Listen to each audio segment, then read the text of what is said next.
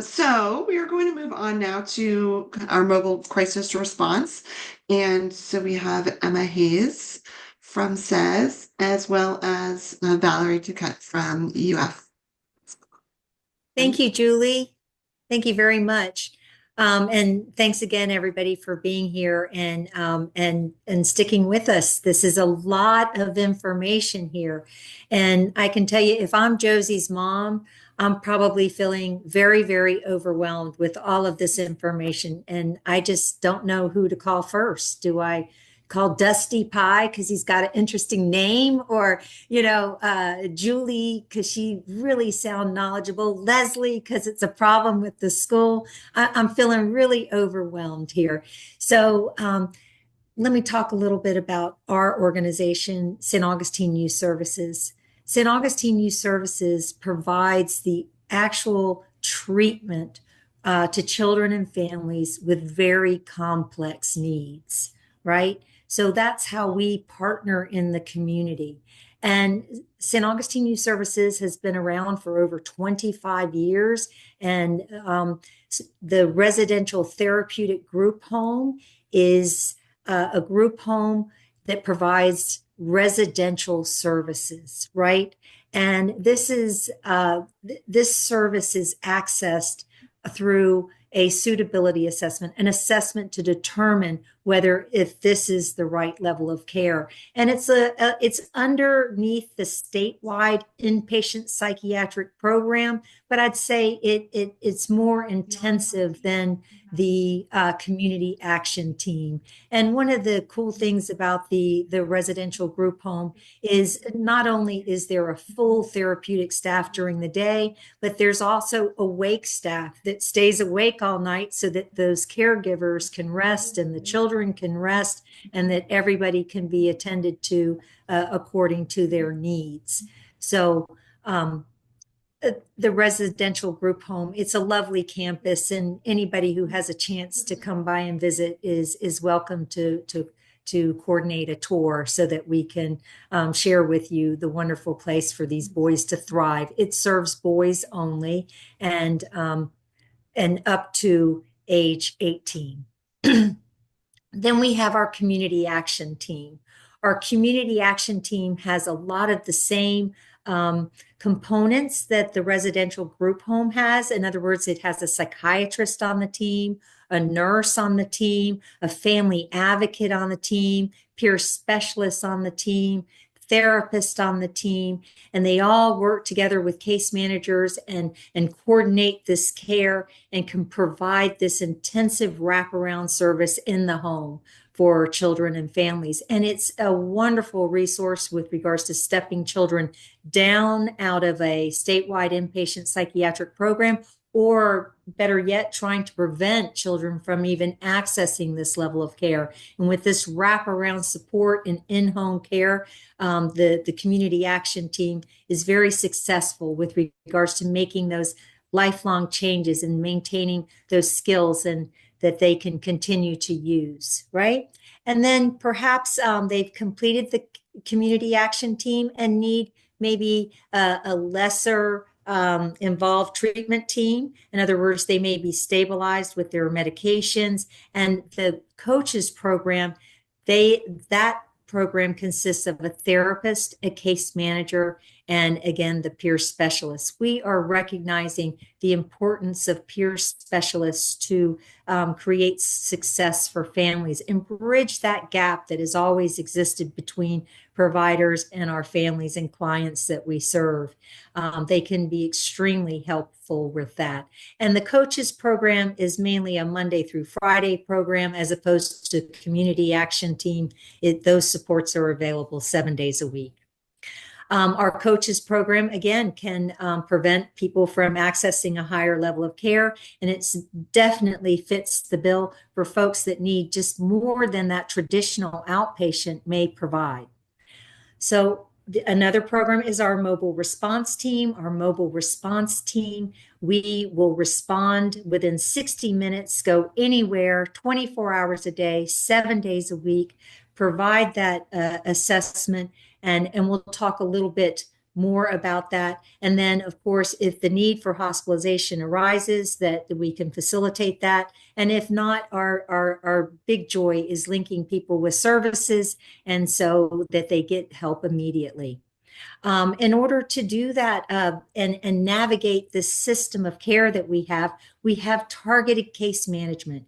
Now, this is crucial because with all of these different systems and all these organizations, and then with the different needs that we're trying to serve, whether it's folks with substance abuse or folks that are living with autism and need those resources and support, the targeted case manager will help you navigate that system and navigate that system throughout. Whether it's all the way up to the statewide inpatient psychiatric program, filling out those applications, coordinating those meetings, because again, all these players that we've learned about today, they're all included in this secret recipe for wellness. And so the targeted case manager knows how to navigate that system. And I myself, who has been part of this system for all my career, I need a targeted case manager to tell me who to call and where to go next. And I know who to call, which is that targeted case manager to help me navigate that system. And then furthermore, to help those kids that have even more specialized needs because they're part of the welfare system that Dusty shared about earlier today, we have that care coordination program he referenced. And I think he mentioned about it being on steroids, so to speak, but that care coordinator really does stick with that individual. Folks in the child welfare system have maybe gone through so many transitions and changes in their life. They need that consistent person to help navigate through all these different systems and coordinate all these complex needs that they may have in their transitional family as being part of the child welfare system. All right, next slide, Sam. So more about our mobile response team, and back to Josie. We noticed there in Josie's story, right, she was having suicidal thoughts. And I would venture to say that she was probably having suicidal thoughts with an active plan and intent. And that's why we made sure that she made it to safety and an inpatient setting. But that wasn't the end of our involvement there. Again, back to those targeted case manager. That targeted case manager is going to follow up with that family within 24 hours and offer that continued support, as in what happens next, you know, once they're discharged from the hospital. And as we learned from Leslie, we connect with our social workers and make sure that a reentry meeting is done, so to overcome some of those challenges that they may face because they've missed school with their crisis stabilization or any other needs or supports that may need to be in place. But not only that, just making sure they actually access the counseling and attend that follow-up appointment, right? Many people say, thank you very much. They receive that outpatient appointment, but then they never make it to that outpatient appointment. This is where our targeted case manager is going to offer that additional support, including transportation to that appointment if needed. Or did it work out? Sometimes people go to their follow-up appointment, and for some reason it just didn't work out one way or another. That's okay. That's okay. Not everybody's a fit for everywhere, and it's about finding that fit and just not giving up, not thinking, oh, this isn't going to work or this isn't for us. It's, well, let's try something different. And the key goal is also to make sure they're actually connected with that provider. At the same time, looking at those other issues like food insecurity, need for housing, perhaps maybe, the youth that was living with autism, it could be, more profound than they particularly noted before, and there's a need to connect the family with the card services, or even follow up with connecting them with aging, persons with disabilities, APD. So all of these things are very difficult to do on your own. And so having that targeted case manager to navigate you all the way through the process and make sure that you connect. In addition to connecting you, we also have a parent group that is that a licensed mental health counselor shows up, Zoom meeting every week, 10 a.m. Thursdays, and will provide that consultation to families in needs. They don't have to wait for an appointment. They can automatically access that by being served by the mobile response team. Our mobile response team serves youth up to 25 years old, right?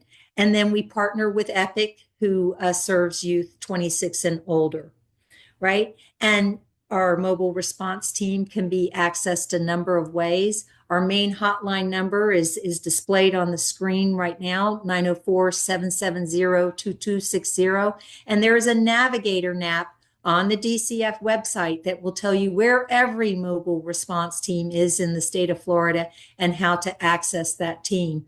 Another way that we can be accessed, and perhaps Josie's mom heard about 988 and called 988. And so we're also connected with 988, who gave us a warm handoff with Josie's mom, who asked us to please come out to the home and assess her daughter. So that having ways to access immediately with numbers that people know. So that's why we also have the 911 number listed, and we work very closely with our dispatch so that they know also to be ready for somebody requesting the mobile response team.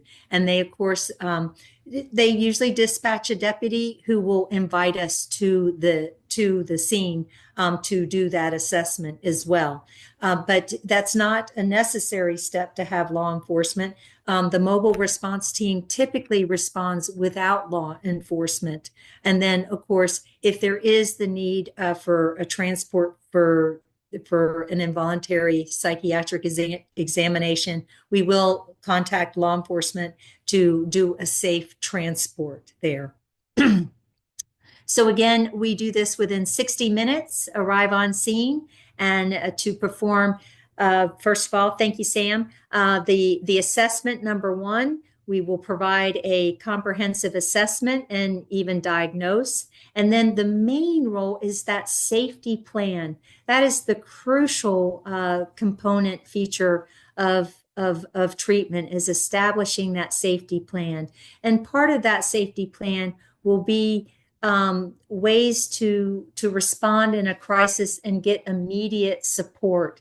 And we include in that safety plan some of the emergency numbers we mentioned. We also include that talk and text, which youth are responding to very well, and then others, follow-up appointment, and then identifying triggers and ways to self-soothe during those triggers in the event that so that we can learn those skills to self-soothe ourselves to help us through a crisis. But we always want to provide that connection and that support as well. And then again, the referral process.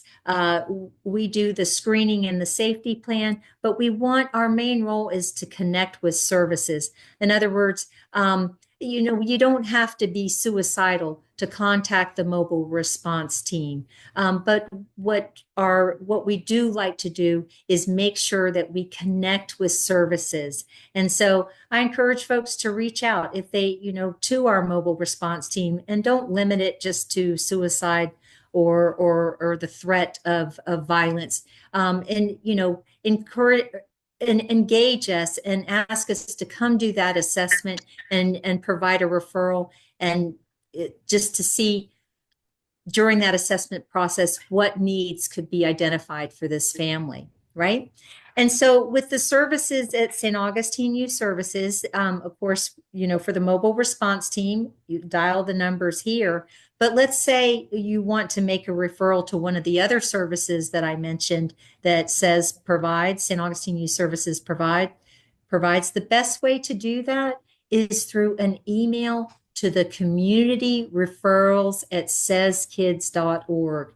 That email is monitored daily with regards to the referrals that we have. And so we will send it out to the team, CAT coaches, and the staff there reviews the information there and will make the appropriate, lead it to the appropriate team, and they'll get back with the family right away. And that's Awesome. an overview. Awesome. Thank Thank you. you so much. Valerie, why don't you jump in and talk a little bit about the Yeah, EAF help? I'll be as brief and quick as I possibly can. I work with most of our team at the Behavioral Health Resource Center works with a lot of the providers that are on this call. We are a fairly new service to the community here. As most of us who work in St. Johns County are aware, there is not a youth Baker receiving facility in our county borders. So one of our main focuses is to kind of intervene as early as we can and prevent people of any age to go to a station facility if they do not need that higher level of service. So we are available 24 hours a day, 7 days a week. We work on appointments, referrals, walk-ins, however somebody needs to access us, they can. We are a short-term provider, so we are always looking to refer people to longer-term care services.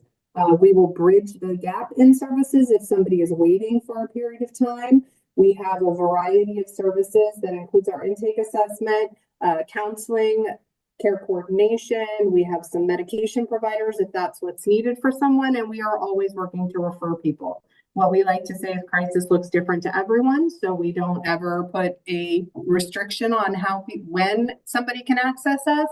And we're always going to try to find somebody their appropriate place. If that's not with us, that's okay. We're still going to work with them to try to find their best home and provider home. So we utilize our community partner services. We refer to them. We accept referrals from them. We all try to work together as best as we can to make sure that everyone that is looking for services gets to access them at the appropriate time and place for them.